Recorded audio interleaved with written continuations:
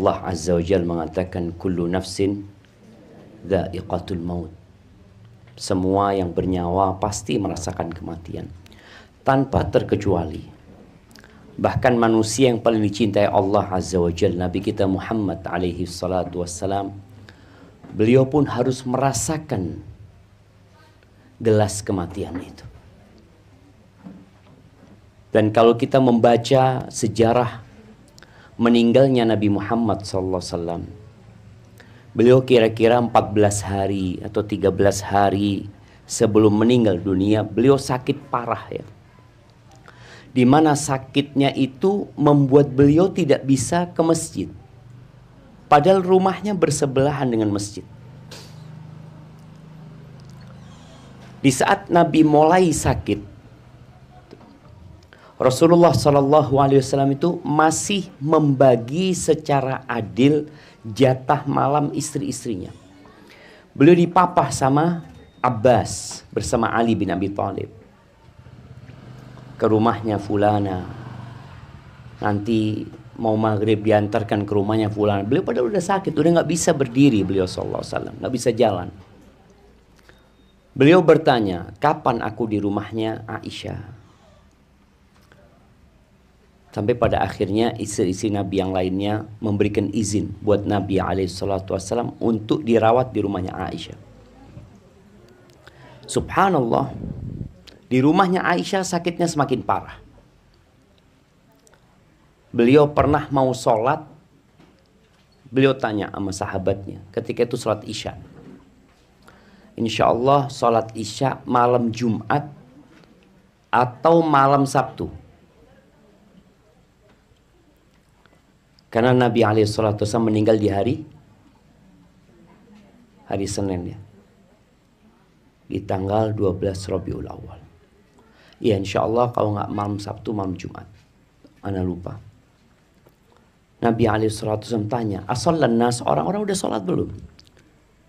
Kata para sahabat, innahum yantadhirunaka ya Rasulullah. Mereka belum sholat, mereka nungguin engkau. Kata Nabi SAW, siramkan air dari 7 kendi, kata Nabi SAW, dari 7 wadah air itu. Beliau duduk kayak di ember besar, lalu beliau disiramin. Beliau merasa agak seger ya Nabi SAW. Beliau bangkit, lalu beliau pingsan lagi SAW. Ditunggu sama sahabat, beliau siuman. Beliau tanya, asallan nas, orang udah sholat. Belum ya Rasulullah, hum yantadhirunak, mereka nungguin engkau ya Rasulullah. Akhirnya beliau udah gak kuat, berulang kali berusaha untuk mandi, tapi tetap saja ya. Beliau tidak mampu untuk sholat berjamaah. Supaya kita tahu jamaah, itu makhluk yang paling dicintai Allah Azza wa Jalla. Ternyata dikasih penyakit yang sejatinya penyakit beliau itu double ya. Kalau manusia dikasih satu penyakit, Nabi SAW 2 kali lipat penyakit yang diberikan kepada Rasulullah SAW. Pernah salah satu sahabat membesuk Nabi SAW. Nabi sedang diselimutin. Ini sahabat pegang tubuh Nabi dari atas selimut. Apa kata sahabat ini? Ya Rasulullah, innaka tu'aku wa'kan syadidan. Ya Rasulullah, sakitmu ini parah sekali. Demammu ini panas banget gitu. Apa kata Nabi SAW? Inni u'aku wa'kan rajulaini minkum. Panasku itu panas 2 orang di antara kalian. Hari Jumat beliau sudah gak bisa sholat berjamaah. Sabtu udah gak bisa ke masjid. Ahad gak bisa ke masjid. Hari Senin tanggal 12 Rabiul Awal itu, iya, Nabi itu gak sholat berjamaah, disebut oleh para ulama 17 waktu. Sabtu, Ahad 10, ditambahin Senin 1 subuhnya, lalu tinggal 6 hari Jumat, berarti memang malam Jumat.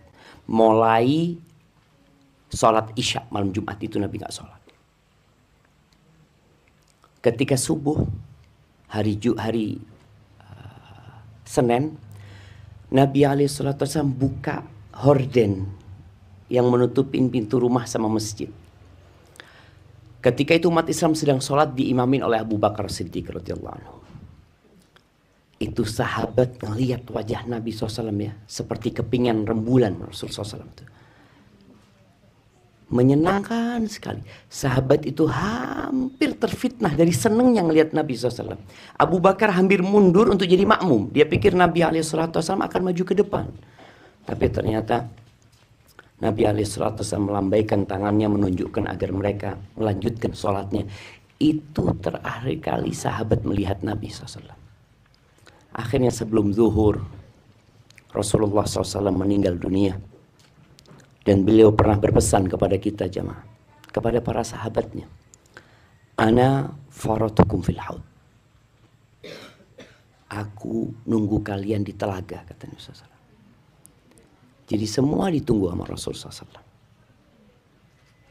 Tapi ternyata tidak semua yang ditunggu boleh minum dari telaga Rasulullah SAW. Pada saat Nabi nungguin umatnya di telaga, dan Nabi mengenali kita SAW dari bekas wudhu di tubuh kita. Di tengah kegelapan padang mahsyar kelihatan umatnya Nabi SAW. Datang tuh umat Rasulullah SAW untuk minum di telaga Nabi alaihi salatu wassalam. Tahu-tahu datang malaikat menghalau mereka. Diusir mereka dari telaga Nabi SAW. Pada saat itu Nabi SAW mengatakan ummati, ummati, umatku, katanya umatku, katanya. Kenapa nggak boleh minum dari telagaku? Kata para malaikat, innaka la tadri ma ahdatsu ba'dak. Engkau nggak tahu apa yang dibuat-buat oleh umatmu setelah engkau meninggal dunia. Maka pada saat itu Rasulullah SAW mengatakan suhqan, suhqan, sana menjauh, sana menjauh. Ahibati fillah. Siapa yang tidak takut dengan kematian? Takut mati itu ada dua macam ya. Ada yang terpuji, ada yang biasa aja. Ada yang tercela, ada yang biasa. Yang biasa itu ya tabiat manusia. Dia takut dengan kematian, maka dia berobat. Ketika orang tuanya sakit, dilihat kondisinya kritis, dia khawatir orang tuanya meninggal, dia bawa ke rumah sakit dengan harapan diobatin agar tetap hidup. Kita pun ketika naik kendaraan, kita berusaha untuk hati-hati supaya jangan sampai terjadi tabrakan yang menyebabkan kematian. Itu hal yang wajar sebenarnya. Tapi ada takut mati yang tercela. Takut mati yang tercela itu adalah takut mati karena cinta kepada dunia. Ketika Rasul SAW mengatakan bahwa tada alaikumul umam ya, hampir umat ini mengeroyok kalian, umat-umat yang ada itu mengeroyok kalian. Kama tada'al akalatu ila qas'atiha, sebagaimana orang yang sedang makan nasi barengnya satu nampan saling manggil, ya Allah, ta'al. Maka para sahabat bertanya kepada Rasul SAW, awa min qillatin nahnu yawma idzin ya Rasulullah? Apakah kita dikeroyok oleh umat yang banyak itu karena jumlah kita sedikit? Kata Rasulullah SAW, bal antum yawma idzin katsir. Jumlah kalian pada waktu itu banyak. Banyak jumlah kalian. Terus kok bisa ya? Secara logika, orang yang sedikit dikeroyok sama orang yang banyak. Tapi mana mungkin, umpamanya ada 3 orang, mengeroyok 10 orang. Itu nggak terjadi. Tapi ternyata terjadi dengan umat Nabi SAW.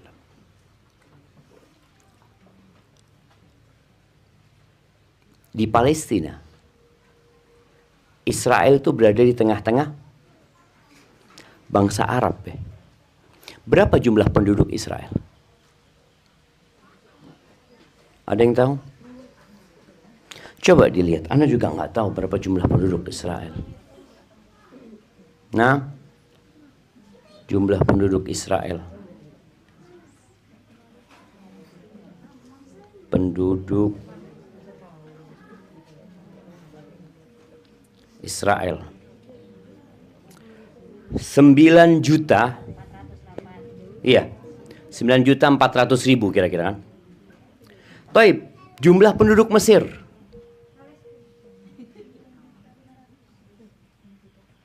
Mesir 111 juta. Ini baru Mesir ya. Belum Palestina sendiri, belum Jordania, belum Arab Saudi, belum Kuwait, belum negara-negara yang di sekitarnya. Bagaimana ternyata apa yang disabdakan Nabi SAW terjadi gitu loh. Jumlah yang 9 juta ngeroyok yang 11 juta, ngeroyok yang 2 miliar umat Islam sekarang. Dan tanpa bisa berbuat apa-apa umat Islam. Padahal jumlah mereka hanya 9 juta. Rasulullah SAW menyebutkan,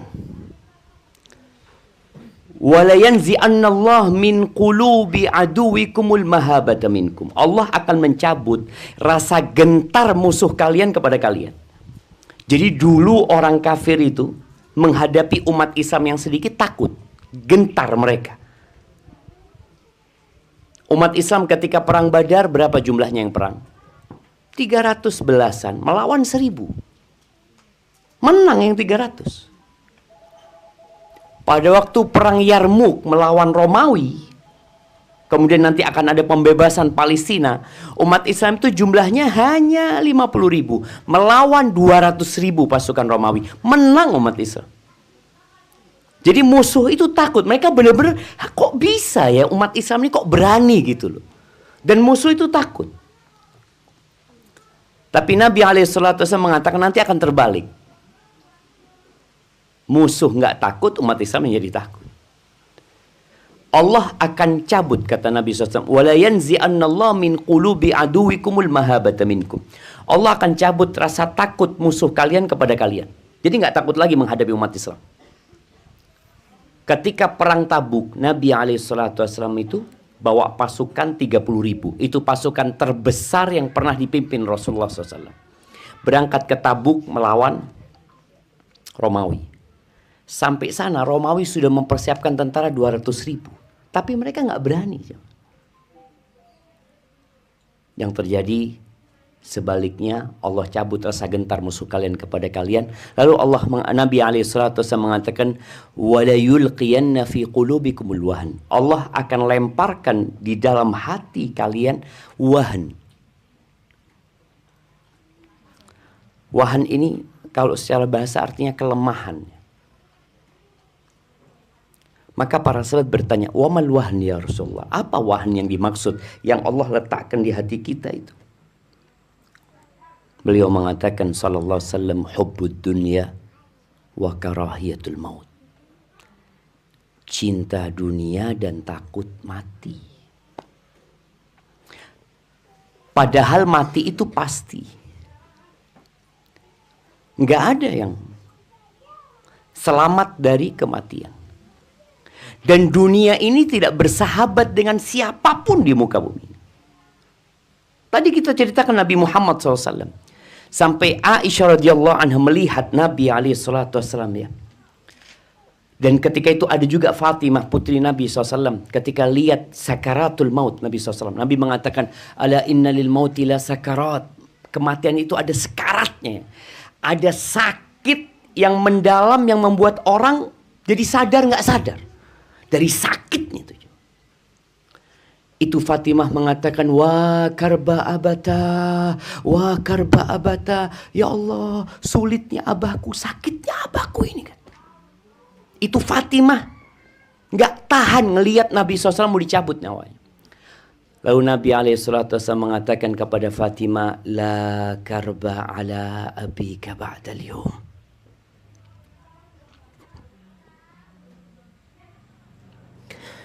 Nabi mengatakan, Fatimah, mulai hari ini nggak ada lagi kesusahan buat abahmu.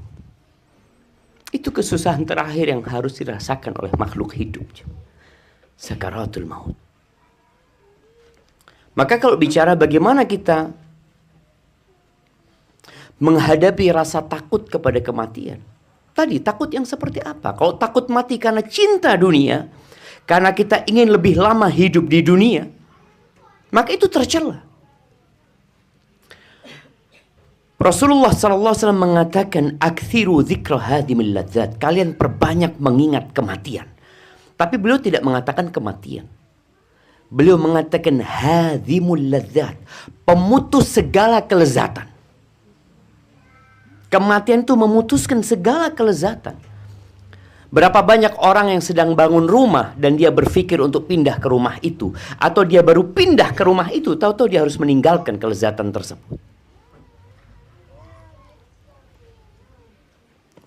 Umar bin Abdul Aziz rahimahullahu ta'ala, pernah dia lewat kuburan, kayaknya lagi ada jenazah. Karena waktu panas, orang itu ngiup ya, dia cari naungan supaya nggak hitam, supaya nggak kusam wajahnya. Lalu Umar bin Abdul Aziz mengatakan kepada mereka, "Wahai orang-orang yang takut kusam wajahnya, ketahuilah suatu hari wajahmu akan ditempelkan ke tanah, akan dimakan oleh cacing dan ulat, akan jadi tulang belulang. Sekarang kau takut wajahmu kusam kena matahari, kau takut." Orang merawat wajahnya sekarang, padahal dia tahu ada satu hari yang rawatan itu nggak ada gunanya. Dan Rasul Shallallahu Alaihi Wasallam mengatakan, "Innallaha la yanduru ila suwarikum wala ila amwalikum." Ingat, Allah nggak ngelihat lu ke wajah kalian, nggak ngelihat. Allah nggak ngelihat ke wajah Bilal yang hitam, enggak. Allah tidak melihat kepada miskinnya Abdullah bin Mas'ud, nggak dilihat hartanya. Sedangkan kita mengukur manusia itu dengan harta, dengan penampilan. Allah nggak ngelihat. Wa innama yanduru ila qulubikum wa a'malikum. Yang dilihat sama Allah itu hati kalian dan amalan kalian. Jadi kalau bicara khawatir dengan kematian itu pasti gitu loh. Khalid bin Walid itu mati di atas ranjang. Padahal Khalid ikut perang. Kata Khalid bin Walid ketika dia di atas ranjang kematian, Khalid itu nggak punya anak, radhiyallahu ta'ala anhu. Ya, insya Allah seperti itu.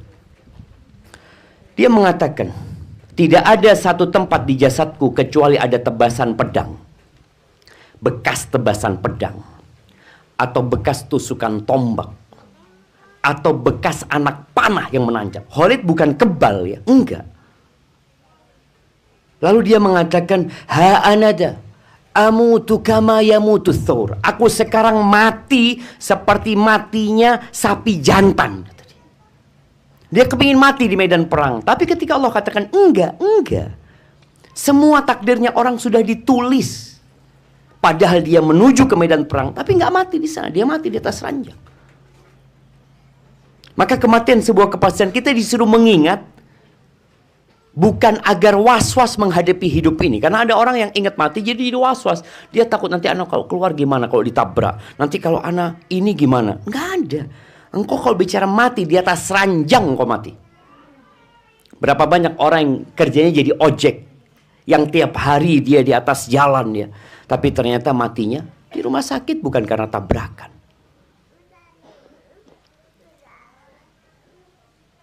Rasul SAW menyuruh kita banyak mengingat pemutus kelezatan, benar loh. Para ulama mencontohkan kalau bicara pemutus kelezatan. Bagaimana kalau seorang ibu lagi makan malam. Dia lagi makan malam bersama anak-anaknya. Sedangkan dia tahu sebentar lagi akan datang seseorang yang memukul dia, memotong kakinya, memotong tangannya, mencongkel matanya. Kira-kira dia bisa enak makan? Nggak enak makan. Kalau tangan kita dipotong, sakit nggak? Padahal nyawa yang putus itu hanya Hanya tangan ini. Bukan semua nyawa ya. Gimana ketika nyawa semua tubuh kita ini ditarik, maka dikatakan dicabutnya nyawa itu seperti ditebas pedang, 300 pedang. Sakit jemaah. Bagaimana tidak sakit? Ruh ini sudah bergabung dengan tubuh kita puluhan tahun, menyatu. Sakit. Maka kita suruh banyak mengingat. Kenapa? Fa innaha tudzakirul akhirah. Mengingat kematian itu mengingatkan kepada akhirat. Rumah yang dibangun akan ditinggal gitu loh. Nah, ini kamarnya Walidati ini. Yang ana biasa di sana jenguk Walidati. Ditinggal. Ana kemarin terus terang gak kuat ketika ana naruh. Ana punya ummah. Terus ana tutup dengan kayu ya. Ana ngomong ini mamaku ini. Ini ibuku, aku tinggal sendirian di sini, kata dia. Dia akan menghadapi pertanyaan malaikat.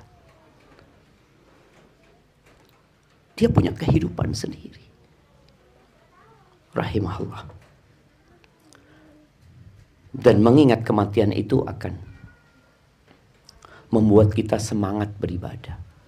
Jadi bukan ingat mati yang membuat kita was-was ya, enggak.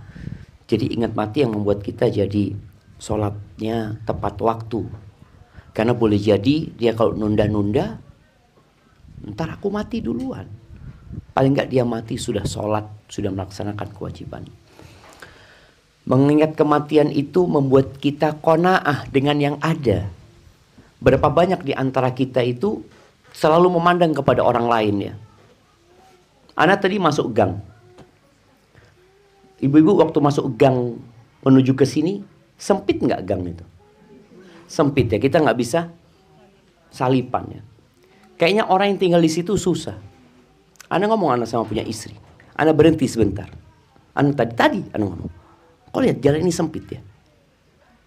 Ana berhentikan sedikit di gang yang kecil menuju perkampungan. Ana lebih kecil mana? Hanya sepeda motor yang bisa masuk ke sana.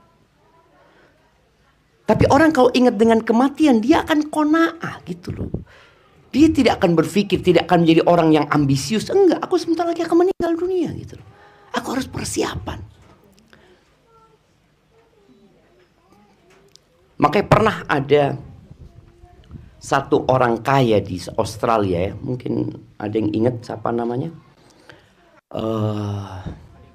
Ali Banaj ya. Ali Banaj itu divonis akan mati 6 bulan lagi.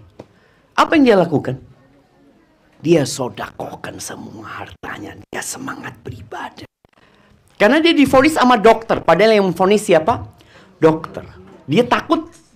Akhirnya dia banyak beramal dan sudah cukuplah untuk makan aja, sisanya kita sodakohkan. Dia berpikir seperti ini. Padahal kita udah divonis mati sama Allah. Allah mengatakan innaka mayyitun wa innahum mayyitun. Engkau mayit. Engkau mati loh. Dan semuanya mati. Dan mengingat kematian itu akan membuat kita ya nggak terlalu panjang angan-angannya. Maka jamaah rahimakumullah, berusaha kita untuk memperbaiki diri kita. Ziarah kubur termasuk disyariatkan. Mungkin ada madhab yang mengatakan tidak disyariatkan buat wanita. Nah, tapi jumhur ulama berpendapat disyariatkan ziarah kubur buat wanita hanya untuk mengingat kematian. Karena perempuan juga perlu ingat sama mati. Jangan sampai kesibukan dia dengan dunianya membuat dia lalai, lupa. Dan orang yang tidak ingat mati, angan-angannya akan panjang. Dia kepingin ini, kepingin ini. Dan malas beribadah. Dan menunda-nunda taubat. Barakallahu fiik, itu mungkin dapat Anda sampaikan.